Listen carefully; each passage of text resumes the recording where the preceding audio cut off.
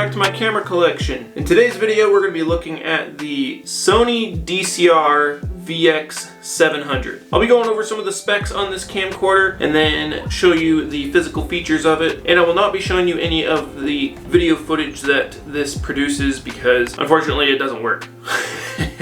The viewfinder just has a black image. It turns on, but you don't see anything. It's just black. And the tape deck will not eject. There is no tape in it. I can't get it to eject to even put a tape in it. So that being said, let's get into today's video. So the Sony DCR-VX700, or we'll just call it the VX700, it came out in 1995 along with the Sony VX1000. Now, if you're into any kind of old vintage camcorders, you probably know of the Sony VX1000. The Sony VX700 is the consumer model of the VX1000. It's not as expensive and it wasn't as professional as the VX1000. This one only has one CCD sensor on it, and it's a 1/3 of an inch instead of a 1/4 of an inch like a lot of camcorders are. The VX1000 is also a 1/3 of an inch as well. It does record onto mini DV tapes, and from looking around online,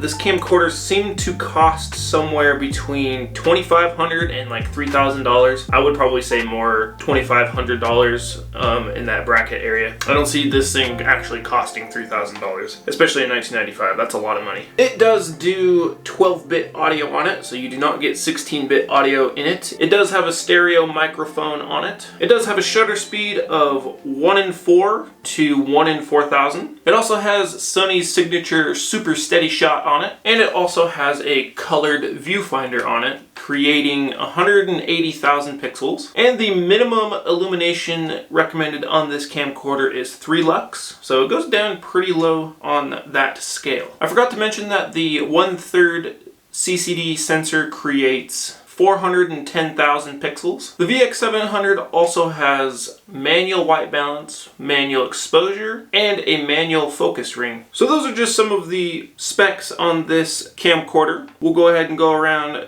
and look at the physical features on it. So on the front, you do have a nice little lens sun hood on it, and it's kind of squishy. It threads on just like a lens filter would, or a fisheye. It is a 52mm lens thread on it, so any kind of filter, fisheye, or wide-angle lens you want to use, that is what you would need. This camcorder has a 10x optical zoom with a 20x digital zoom. That's kind of low on both departments on that. Kind of interesting to see it having such low zoom on it. I wish I was able to see how far the digital zoom actually goes and if it pixelizes at all, because that's very low for digital zoom. It does have a stereo microphone, like I said, on the front here, along with your infrared receiver here for a wireless remote. You have a tally lamp right here. On the side here, you do have your focus switch here to switch from manual and auto. You can also switch it to infinity and push to auto. So if you're in manual mode, you can push that and it'll automatically focus on whatever you're pointing it at. Then it stays back in manual mode.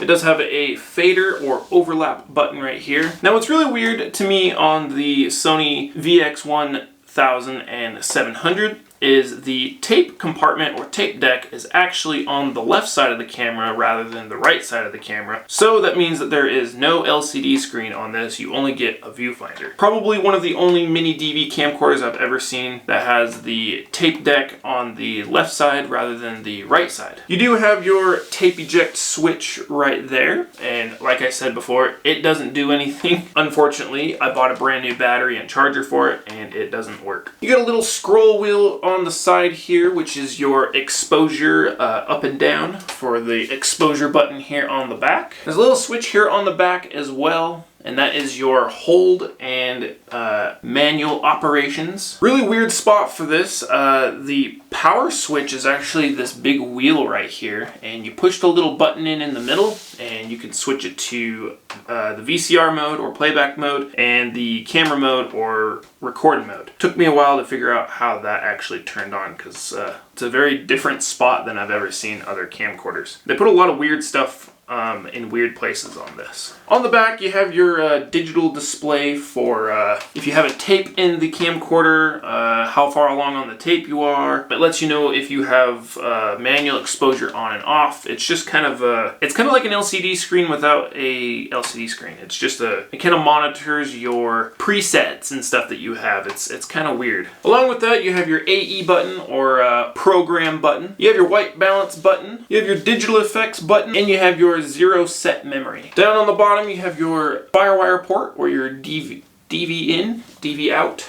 You also have a switch that says digital mode, and you can switch it from zoom or overlap. Now this is another weird thing for this camcorder. You have a little switch right here that says open. So what that does is you push it and this opens up like a door, and that's where the battery goes into. It literally goes inside the camera, and then a little door hides it. But that's not all. There's more buttons and functions inside of here as well. So you have the release button for the battery. You push it and it poops it out. You just have this big old hole on the inside there. I didn't know that for the longest time, that that's how this camera worked. Another thing that's really weird too is most Sony cameras have this style of battery. You've probably seen this before on like the TR-V900, most of other Sony camcorders, but the one thing that makes this battery different, and it's very specific, is it has these little notches here on the sides. There's little grooves, and if you don't buy the battery specifically with these little grooves, it won't work in this camcorder. On the side, they're little tiny buttons, but you have your menu button, and then you have up and down arrows for going up and down in the menu. You have an execute button, which is like an OK button. And then on the door itself, you have steady shot switch here to switch it on and off. And then on the inside of the door, there's a little battery compartment there that keeps the time on the internal clock. On the viewfinder itself, you do have a little button right here to release the magnifier piece of the viewfinder. It slides out, and then you can take the little eye cup off and clean it as you need, and clean the screen down on the inside there. It does have your traditional focus wheel here on the bottom, but another problem that this has is that little wheel will not spin for me, so I can't actually focus the eye cup to my eye. There's this little rubber compartment right here, and oh, it just broke off. You do got your headphone jack here for monitoring your audio, along with your LANC plug-in for your wired remote, along with your record button on the back, and you have a switch to put it into lock mode, standby mode, or photo standby. So standby is video mode and photo standby is picture mode. On the top of the camera, you got your photo button here along with your rocker zoom. And another thing that's a little bit weird, and I think the Sony VX1000 has this as well, is it has a little record button here on the top, and then it has your edit search buttons as well. It has a cold shoe mount for lights and mics. It is kind of set to the right side of the camera, so if you have anything that's heavy on there, it's probably going to weigh the camera down in an awkward way. And then there's this little rubber compartment that you've probably seen flopping around this whole video, but it comes off very easily on this camera.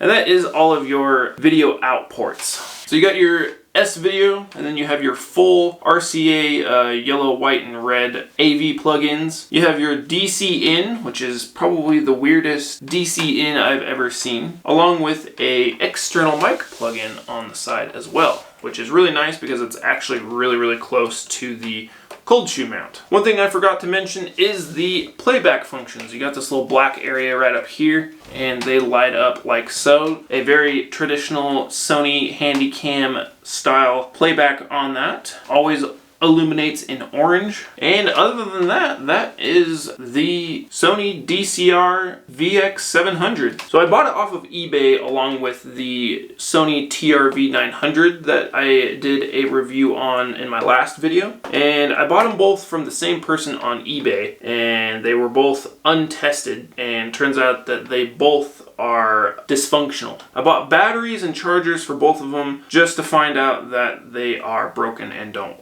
work. So on that note, thank you all for watching. I hope you enjoyed this video. If you did, make sure you like it, and if you like the content, make sure you subscribe, because we talk about vintage retro camcorders on a weekly basis. We'll see you all in the next video. Have a good one.